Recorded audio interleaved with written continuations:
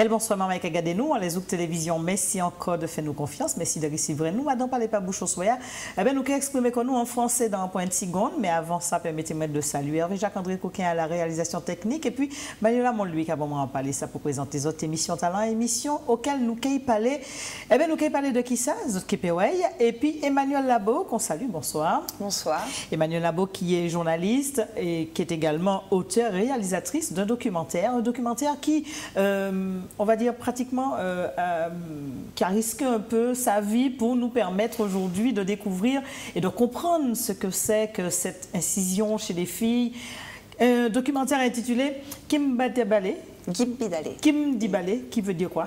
Alors, Kim Dibale veut dire porteuse de clitoris en afar, mais que l'on a traduit par entière. C'était beaucoup plus... voilà. Carrément. Carrément. Et j'ai cru comprendre également que cette dénomination n'est pas très bien perçue non plus. Oui, c'est un sobriquet, c'est une injure.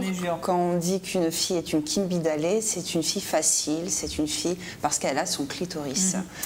Et c'est en fait, alors pour revenir, pour mieux comprendre cette histoire, qu'est-ce qui s'est passé? Qu'est-ce qui vous a poussé réellement à partir à l'aventure, enfin, entre guillemets, puisqu'il y a eu quand même une préparation en amont, et porter le drapeau de ces filles qui aujourd'hui, ou encore des mères qui revendiquent aujourd'hui vouloir arrêter cette charcuterie, cette maltraitance? Alors, le point de départ, c'est une rencontre avec une femme afar en France, qui est d'origine djiboutienne, parce que les Afars sont en Éthiopie, à Djibouti et en Érythrée. Et cette femme était en fait ma voisine. Et elle m'a raconté son histoire. C'est une militante depuis plus de 30 ans contre les violences faites aux femmes Afar. Le peuple Afar effectivement est situé dans la corne de l'Afrique. On dit aussi que c'est les premiers hommes, c'est sur cette terre des premiers hommes, où on a retrouvé notamment Lucie, l'Australopithèque afarensis, notre ancêtre. C'est le berceau de l'humanité. Et dans cette population se pratiquent les mutilations sexuelles féminines, et plus exactement l'excision et l'infibulation. Qui sont deux choses différentes. Alors, ce sont deux choses différentes, mais du moins, l'excision, c'est l'ablation du clitoris. Et l'infibulation, c'est on coupe les petites et les grandes lèvres du sexe féminin et on suture le vagin, on laisse simplement un petit orifice pour l'écoulement des règles et des urines. Alors, cette pratique remonte de combien d'années tout ça? Alors, 27 siècles, 2700 ans. Il faut savoir qu'à l'époque de l'Égypte ancienne, les pharaons excisaient les femmes, voilà, pour quand ils partaient en guerre notamment. Alors, c'est pourquoi? Pour garder leurs femmes à l'intérieur? Exactement. Pour ne pas partir dans une infidélité? C'est ce qu'ils pensaient? C'est ce qu'ils pensaient. Je pense qu'à l'époque, la situation était très compliquée. C'était guerres successives, razzias, c'était effectivement viol des femmes. Les femmes ont toujours été victimes depuis des millénaires des violences des hommes, notamment. Et effectivement, lorsqu'il y avait des ennemis qui arrivaient dans des villes ou dans des villages, la première chose, c'était de s'en prendre aux femmes et on les violait. Et donc, il était hors de question. Donc, pour eux, c'était un peu la ceinture de chasteté de fermer un vagin. Comme ça, le viol était limite impossible. Ou sinon, on enlevait le clitoris parce que le clitoris, c'est l'organe du plaisir. Et il était hors de question que quand l'homme partait à la guerre, que les femmes aient du plaisir et envie d'un moment donné de se faire plaisir. Et en fin de compte, les hommes, eux, ils gardent toujours leur plaisir. Toujours. Voilà. Toujours. Et donc les femmes ont connu ça depuis plus de 27 siècles. Jusqu'à aujourd'hui, c'est une pratique qui continue? C'est une pratique malheureusement qui continue aujourd'hui, malgré effectivement les campagnes de lutte contre ces mutilations sexuelles féminines. Il faut savoir qu'aujourd'hui, 200 millions de femmes et de jeunes filles ont subi une mutilation sexuelle féminine, qu'il y a 3 millions de jeunes filles qui sont menacées par an de mutilation sexuelle féminine, à savoir qu'une femme toutes les 5 minutes, une jeune fille toutes les 4 minutes, est excisée dans le monde. Et ça se fait à partir de quel âge, malheureusement? Alors, ça, selon les traditions, mais effectivement, normalement, en pays afar, on attendait un peu 1 an, 2 ans pour voir 3 ans, la 3e année. Mais aujourd'hui, les conditions sont tellement difficiles qu'on peut effectivement exciser, du moins l'excision de jeunes filles dès le 7e jour. Pourquoi le 7e jour? Parce qu'il y a un taux de mortalité infantile tellement important et qu'il est hors de question qu'une petite fille parte au paradis avec un clitoris. Elle serait impure. Alors, mais c'est cette pratique, on leur a inculqué ça, d'où de leur religion, de leur... Alors, c'est des traditions ancestrales. Il faut savoir que ça n'a rien à voir avec... Eux, ils sont de confession musulmane. Donc, ça n'a rien à voir, ce n'est pas écrit dans le Coran. Des chrétiens éthiopiens aussi pratiquent l'excision. Ce n'est pas écrit dans la Bible, ce n'est écrit dans aucun livre religieux. C'est des pratiques qui sont ancestrales, qui datent bien avant le monothéisme et à un moment donné, où les religions du livre. Et ça s'est transmis de génération en génération. Et on transmet ça aux mamans qui transmettent à leurs enfants, et ainsi de suite, ainsi de suite. Donc cette transmission par voie orale, par effectivement des mécanismes initiatiques, rituels. Il faut savoir qu'en pays afar, on excise selon les constellations, regarde les astres. Et à ce moment-là, il y a un Nutuk Beya, qui est celui qui est le sage qui regarde les astres, qui décide à quel moment auront lieu les cérémonies. Et qui pratique cette cérémonie? Des hommes, des femmes? Ce sont les femmes qui excisent. On les appelle les Ulatina. Alors les femmes, les exciseuses ne sont pas seulement des femmes qui excisent, c'est elles qui s'occupent aussi des accouchements, c'est elles qui s'occupent effectivement de suivre une grossesse, etc. Donc elles ont effectivement une fonction très importante dans la société afar. Aujourd'hui, cette pratique de l'excision et de l'infibulation est en voie de disparition, c'est important de le dire, heureusement, grâce notamment à des femmes qui ont sillonné les villages du désert pour dire stop, on arrête. Et donc, c'est en sillonnant les villages, donc vous aussi, vous êtes partis pour mieux comprendre cette situation, pour avoir des témoignages? Exactement. Alors, en fait, ce film a été fait en partenariat avec Femmes Solidaires, qui est une association française, anciennement l'UFF, l'Union des femmes françaises, qui a été donc créée en 1945. Et en fait, cette femme que j'ai rencontrée... La voisine, elle est membre de Femmes Solidaires et il faut savoir qu'elle a, lors de ses voyages successifs en Éthiopie, elle a rencontré ses militantes afar, Madina Idaïch et Ali Maïsé, et elle leur a dit, ces deux femmes leur a dit à Aïcha, écoute, il faut que tu nous aides, il faut que tu rendes notre combat visible, qui sorte des frontières éthiopiennes. Et donc, elle en a parlé à Femmes Solidaires. Et Femmes Solidaires a dit, bon, ben, pourquoi pas. Et à partir de 2005, Femmes Solidaires a été donc soutenir, accompagner ces femmes éthiopiennes.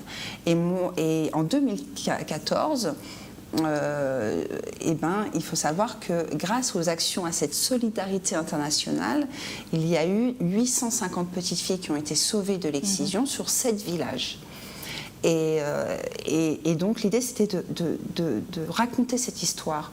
En 20 ans, comment des femmes ont pu faire reculer une pratique qui est ancrée depuis 27 siècles. Et c'était incroyable. Ça a été chose facile de trouver des femmes pour porter des témoignages? Ça a été... Alors, les militantes, oui.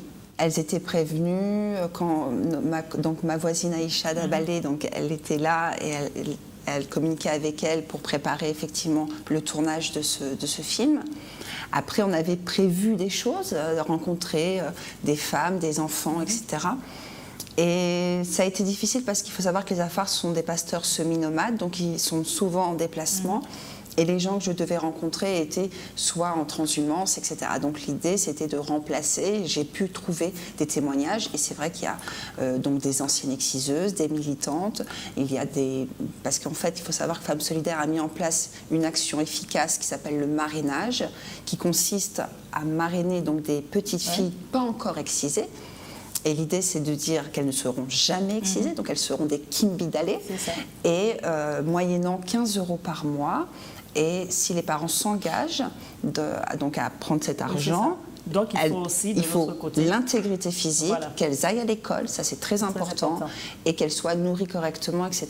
Il y a eu 80 petites filles qui ont été marrainées, et ça a fait boule de neige, et 850 petites filles ont été... Et ça a été chose facile pour elle de parler devant la caméra, de dire un certain nombre de choses? Alors, concernant les petites filles qui n'ont pas été excisées, ça a été difficile. C'était très compliqué de parler de ça. Asna, celle qu'on voit sur l'affiche, la pochette du DVD, elle paraît dans le film, mais elle parle très peu parce qu'elle était intimidée, c'était compliqué de parler de ça. Elle est toute jeune, hein, elle a 10 ans aujourd'hui. Ça se voit, Elle est toute jeune. Très belle en plus. Elle est très jolie. Et par contre, avec effectivement les militantes, la parole s'est libérée complètement. Et les femmes que j'ai rencontrées, qui ont refusé d'exciser leur petite fille, Et pareil, elles m'ont raconté des choses de leur intimité.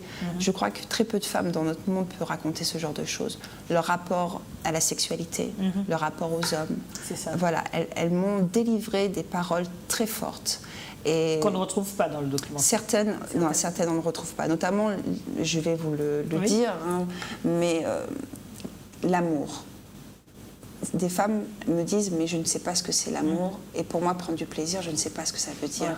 Et pour moi, faire l'amour avec mon mari, c'est une horreur. Je fais ça pour lui faire plaisir.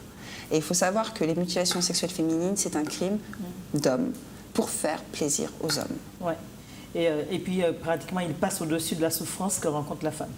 Ils passent, mais ça ne veut pas dire qu'ils sont insensibles. Hein. Certains sont très... Parce qu'ils pensent vraiment que c'était bien. Voilà. Ils pensaient que c'était important pour que l'enfant soit pur et admis au paradis. Au paradis. C'était comme ça. Il ne faut pas incriminer, mais voilà, il faut comprendre pas juger. le contexte. Il faut comprendre le contexte. Et c'est ça qui est important. Maintenant qu'ils sont conscients...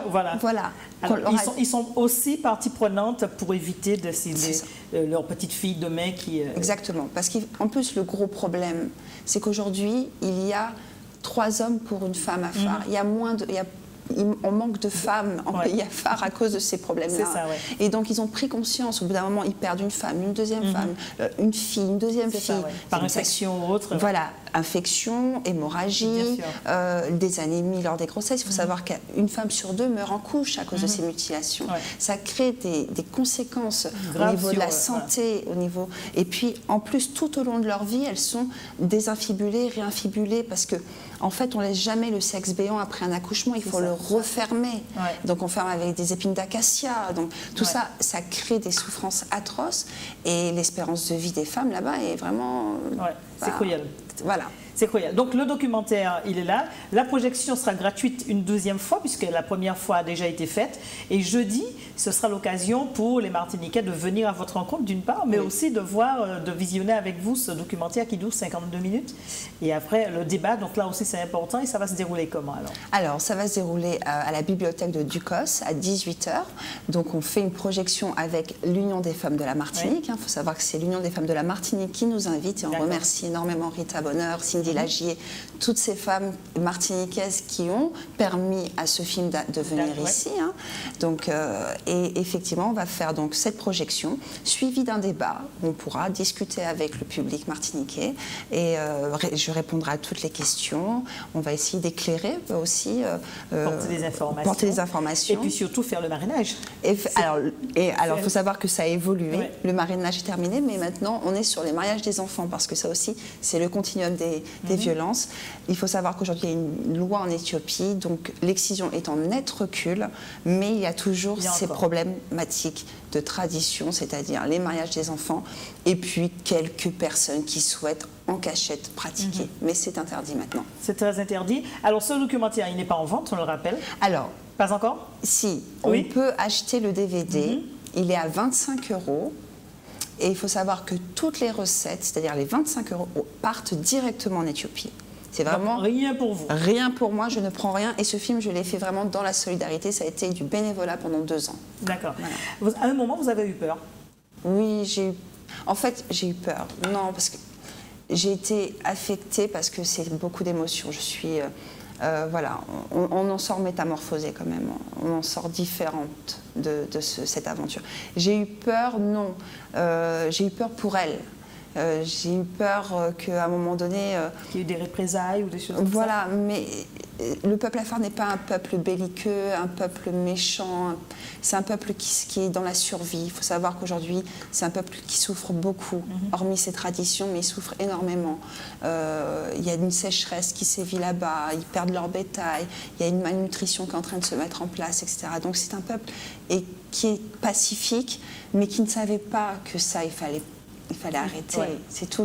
Ils disent très bien dans le film, nous étions ignorants. Et donc voilà, il faut avancer et il faut se donner la main pour ensemble, effectivement, essayer de vivre le mieux possible. Voilà, Parmi toutes les femmes que vous avez interviewées, ou encore les petites filles que vous avez interviewées, il y en a une qui vous a fait porteur de message pour l'humanité? Il y a Dola Sedare. Dola Sédaré est incroyable. Cette jeune fille, elle a été ni excisée ni infibulée sans rentrer dans les programmes de l'association. C'est parce que sa mère, une ancienne exciseuse, a perdu l'aîné de la famille parce qu'elle l'avait excisée. Et elle a dit, je ne toucherai plus jamais à mes autres filles. Et Dola a été épargnée. Et Dola encore a été épargnée par les mariages des enfants, parce qu'il faut savoir que dès l'âge de 12 ans, elles sont mariées. Absolument. Et quel que soit avec la famille, je crois. Avec un cousin. Ouais. Et effectivement avec le fils de l'oncle maternel. Et ça s'appelle le mariage préférentiel, ou en afar, l'Absouma. Ça va être l'objet de mon deuxième film, justement, Absouma. Et là, cette jeune fille qui a 16 ans, elle a déjà un enfant, bon, elle est toute jeune, hein, mais elle a pu, comme dit Halima Issé, qui est une des militantes, c'est une jeune femme qui est l'espoir des femmes afar. Parce qu'elle n'a ni été excisée, ni infibulée, et en plus elle a pu choisir son mari. Donc voilà. Donc c'est un bel espoir. C'est un bel espoir. Et puis il y a ces militantes qui sont d'une force incroyable, d'un courage incroyable. Quand elles ont commencé, elles se prenaient des coups de bâton, des jets de pierre. Et aujourd'hui, voilà, c'est... C'est l'espoir aussi de voir les filles instruites comme les petits garçons, puisque même si on parle des filles, mais les petits garçons aussi ont des difficultés à poursuivre leurs études. Exactement. Le problème, c'est que les petits garçons, les petites filles, non seulement elles ont du mal à aller à l'école, mais les petits garçons aussi, parce qu'on est dans une situation économique tellement difficile que les garçons aussi sont déscolarisés pour aller travailler. Donc on est dans cette situation-là. Les petites filles, en général, sont les premières victimes de ces problèmes économiques, environnementaux, et victimes de la tradition également. Mais malheureusement, dans ces pays pauvres, donc il faut, celles et ceux qui peuvent être solidaires, et je pense que c'est ensemble que l'on peut, aujourd'hui c'est des mots MAUX qui ont une portée universelle, et il faut, je pense, être ensemble pour soutenir et aider, parce que les violences faites aux femmes, elles sont partout dans le monde, selon différentes traditions, différentes formes, mais finalement on revient toujours au même problème. Donc comment on se donne la main et on essaie de faire avancer nos droits aussi. Absolument. Voilà. Et qu'on ne fasse pas des mots MOTS pour ne pas guérir les mots MAUX. C'est ça. Voilà, merci. Alors on rappelle, la projection c'est jeudi 25 février à 18h à la bibliothèque de Ducos. Voilà. Et le DVD aussi sera en vente, ou encore dans les librairies. Alors, on peut sinon me donner son nom, on le renvoie. Jeudi, vous venez. Autrement, il suffit de venir jeudi, on mettra un numéro de téléphone. Voilà. Merci Emmanuel Labo d'être passé. Merci également, bonne continuité. Et puis on se retrouve très prochainement pour le deuxième documentaire. Ah oui, d'ici absolument. 2 ans à peu près. Oui, je pense. Oui. Même peut-être même avant. Alors avant, donc la porte sera ouverte. Merci également Hervé Jacques-André Coquin. Merci à toutes qui gardent nous nous capotons bas autres rendez-vous. Ça qu'il pour demain on souhaite dans l'autre pas les pas d'ici là. Quand les autres en l'autre des coups, bon souhait tout le monde.